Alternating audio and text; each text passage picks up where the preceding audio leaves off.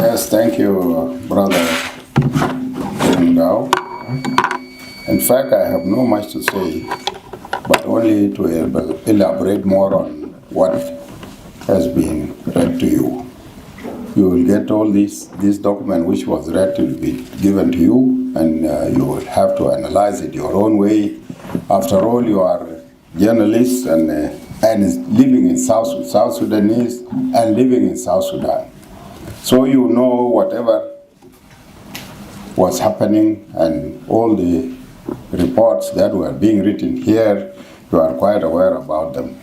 What I'm failing to understand is that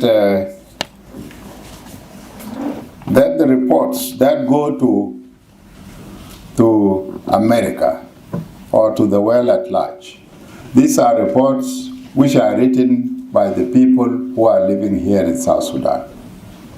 There are reports written by the NGOs, by the UN agencies, and by all those who are concerned about South Sudan. The paradox is that the reports that go from here are always negative and anti-government of South Sudan. And this is the most important part on which I'm concerned. What I can say is that President Biden and all the others are not to blame for whatever action that they take. But it is the people here, those who write the report here, who are responsible and misleading the international community. These people who are here in South Sudan writing these reports, definitely we don't expect them to be writing reports, accurate reports, because their livelihood is dependent on South Sudan not being in peace. And if they write today and say South Sudan is normal now, everything is intact, and so forth, they will say, okay, thank you very much, you have done your job, now you are jobless.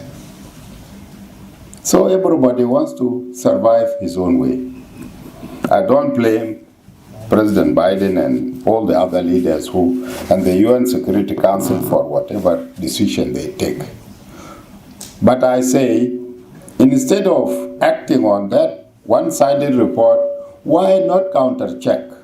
And also let us know and ask our opinion or respond to whatever reports that have been sent to them. This is the main problem.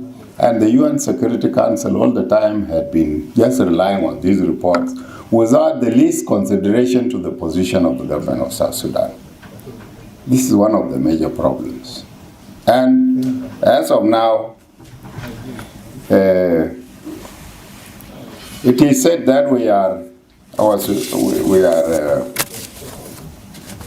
that our actions, whatever is happening here, is a threat to the peace and security and stability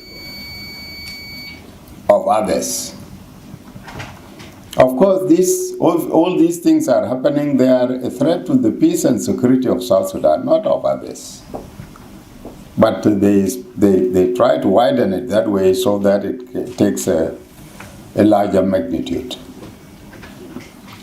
If we are to talk about the implementation of the agreement, we have implemented it, and because of some obstacles that we could not meet before the end of the transitional period, we as parties signatories to the agreement sat and decided to come up with the roadmap for extension of the period for 2 more years.